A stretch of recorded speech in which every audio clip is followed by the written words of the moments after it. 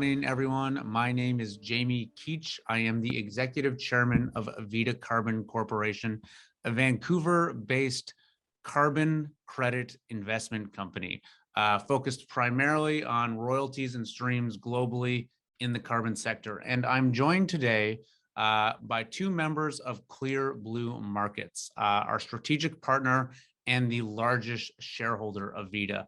On the left, we've got Sheldon Zakreski, the director of nature-based solutions. And on the bottom here, we've got Michael Berends. He is the managing director of ClearBlue and one of the founders. How's it going today, guys? It's going great.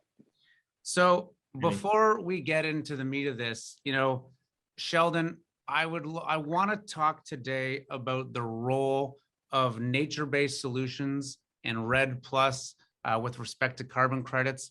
And I think you are the director of nature-based solutions for ClearBlue. I think it would be best if we could start by talking about what are nature-based solutions broadly and what role do they play in the carbon credit market? Sure. Well, so the sort of phrase nature-based solution, it really sort of means essentially, leveraging our sort of ecosystems to store and sequester carbon, or to keep carbon that is already stored in these systems and preventing their release into the atmosphere. So largely you're talking about in sort of a voluntary carbon market context, a whole host of strategies around protecting and preserving forests, to planting trees, to sort of ways you change farming practices to prevent the release of soil carbon, or in some agricultural systems, even the release of methane. Okay, and can you define specifically what REDD+ is? This is obviously a methodology that is used on nature-based solutions. Can you explain for a general audience what that is and how people should be thinking about it? Because I'm sure a lot of people have heard that term thrown around over the last months or years. Yes, yeah, and it's actually a pretty complex term, but I'll sort of try to distill it down as simply as possible. So what REDD+ stands for, it's actually REDD+.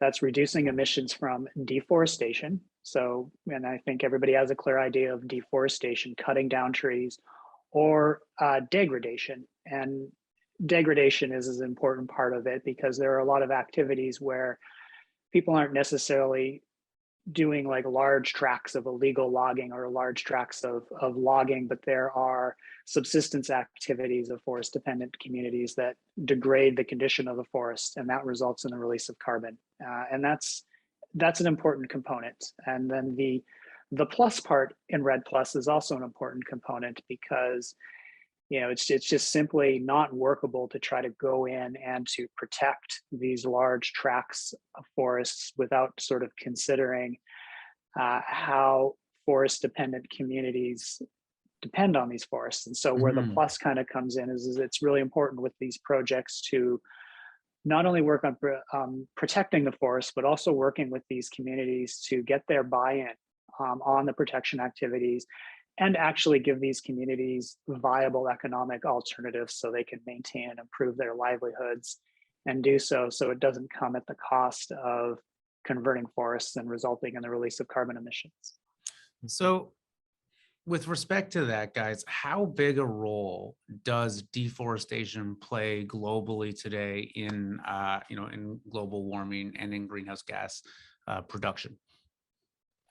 Well, it plays a massive role. I mean, I think that any sort of analysis of how we as the globe are going to sort of meet the 2050 sort of Paris reduction targets, there's no conceivable way that this could be done without nature-based solutions, and specifically preventing deforestation on a large scale. To provide some context, in the last 20 years, deforestation has been equivalent to about the size of France, and that's led to about 23 gigatons of CO2 released in the atmosphere.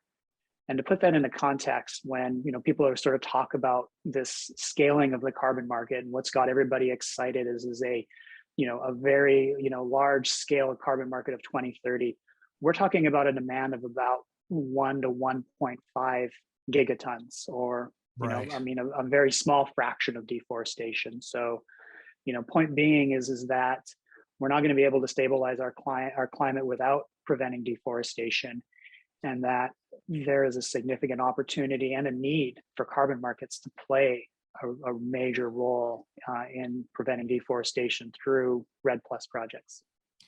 And Jamie, just to jump in for a second, I'm doing carbon for almost 2 decades now, and a big reason why we added Sheldon onto the team is because I was not a nature-based expert, and being focused in the EUTS, they didn't have those types of projects for different reasons in the EUTS, but it's definitely going to play a big role in the voluntary market. And the way I've seen it is, from a simple approach, is deforestation is happening today.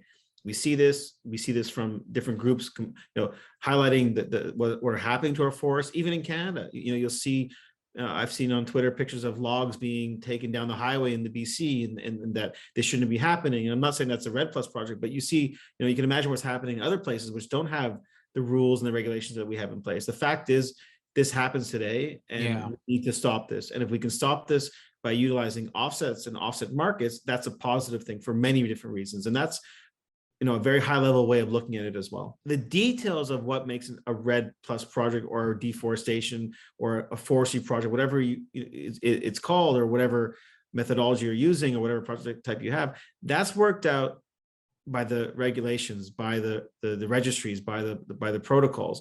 It's not that just because a forest is being degraded, or degraded or being taken down, that you're automatically given an offset project. There are clear rules around that, and specifically what deserves an offset project in a forestry type project. It's not simply because someone's not there, managing it, and then people are taking it down, that all of a sudden you're an offset project. Sheldon, what would you say is the role here of governments versus markets in addressing deforestation? I would say there's a role for both, and it's just simply that because the scale of the problem is so significant and so large that it's kind of an all hands on deck problem. So I know, coming out of the most recent COP26 in Glasgow, one of the first pledges that kind of came out was developed country governments had pledged $12 billion to try to end deforestation by 2030. And private sector companies kicked in another 7 billion. 20 billion sounds like a lot of money, but I do know there is a forthcoming consensus statement coming out from a lot of leading environmental groups, Conservation International, WWF, and Environmental Defense Fund, among others. These are organizations that are very active in trying to, sort of shape buyer standards and sort of shape, integrity in the carbon market. And all these organizations recognize that there is a role for REDD+ offsets. And the way they've sort of framed it is that there is a $7 billion financing gap in sort of funding, nature-based solutions and protection. So I think, quite simply, it's just, given that the scale of the problem is so large, it's not an either or of who's the most appropriate. It's we need both. Sheldon, what makes a good quality REDD+ project, and what should investors be thinking about and looking for before investing in one? That's a great question. And luckily, this standard's been around for about 10 years, and there are literally dozens of registered REDD+ projects from different standards. And so, I think point number one is obviously looking for projects that are listed under reputable standards like Verra. And more specifically, when you look at REDD+ projects, you'll want to sort of understand what they have sort of done around this concept called free, prior, informed consent. Is one of the important things about REDD+ is it's not just preserving the forest in opposition to the local communities. It's actually collaborating and working in conjunction with those communities. And so I think that's a very important factor, is to sort of understand what have the project proponents done to provide alternative economic opportunities. How do carbon revenues sort of augment some of these activities, and what is sort of being done in terms of just kind of benefit sharing with these communities to give them an incentive to no longer kind of cut down the forest. Well, the last question I want to ask, Mike, and I think you've already answered it, but I'm going to be blatant because the question we've gotten from investors a lot are REDD plus projects legitimate ways to generate carbon credits? What would you say to that? Yes, yes. And I think the question can be posed to any project type. It's not like every agricultural project is a good offset project. Not like every gas flare project is a good offset project. Not like any type of project. It doesn't mean by definition, even renewable energy project, a wind project. And it goes back to some of the conversations we've had before. You might have a wind project in one country and it's not an offset because it's not additional in that country. And in another place, it is considered to be an offset project because it is additional in that location. So every project needs to be reviewed on a project by project basis. And that's critical for any developer is when they're reviewing projects to be considering the details and the characteristics of that project itself, not just the project type. And I think this is going to be very important in what we see today. You've heard me talk about this before as well, is that nature-based solution projects have this premium right now in the market. And there's for many reasons for that, because of a lot of the co-benefits that they bring. But at the end of the day, it is about reducing, fighting climate change and 1 ton of CO2. And all these projects, as long as they're approved by reputable registries and programs, are reducing 1 ton of CO2. 1 ton of CO2, one offset represents 1 ton of CO2. And that's what you're buying when you're talking about fighting climate change and going carbon neutral. So I think that's going to be important. Now, the details of co-benefits, there's, different project types can clearly bring different benefits, some more, some less. But the issue is climate change and reducing the tons of CO2. And, even taking a step further, the same logic that we can apply to forests, and that the fact that forests are being deforested, I know their trees are being cut down. The same thing applies, the same logic applies to the fact that emissions are occurring. And the way we look at it is if emissions are occurring where there's no carbon price on those emissions, that is a potential for an offset project. Be it in an industrial site, in a cement project, a cement plant, in a steel plant where there's no carbon price, or a gas flare project, for example, in the oil and gas sectors. Like, we need to reduce emissions and we need to do it now. And that's going to be very important as we go forward in the fight against climate change. So the last thing I want to touch on, Mike, is that right now we're seeing a bit of a premium for nature-based solution projects in the market. People like these credits. There's an obvious reason for that. Everyone wants to protect trees and biodiversity and wildlife, et cetera. But, we've talked about this at length. These are only a small component of a robust portfolio, right? That any solid sort of carbon credit portfolio needs to have exposure to different types of credits from different types of methodologies and projects. Can you talk a little bit about that for a second? Yeah, no, so definitely having a diverse portfolio is very important. So you can think about things such as countries. So not having a portfolio that's focused on 1 or 2 countries or certain regions because of different possibilities, such as carbon pricing coming into place in those locations, and certain project types now being part of a carbon pricing regime no longer considered potentially an offset project.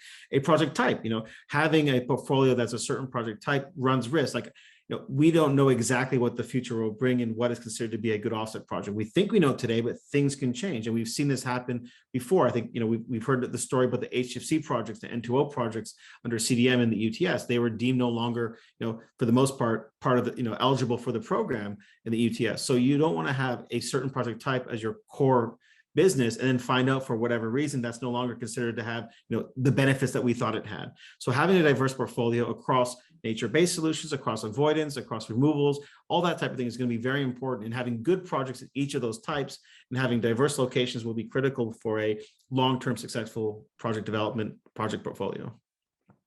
All right, guys, thank you very much for taking the time today. Thanks, Jamie. Thank you, Jamie.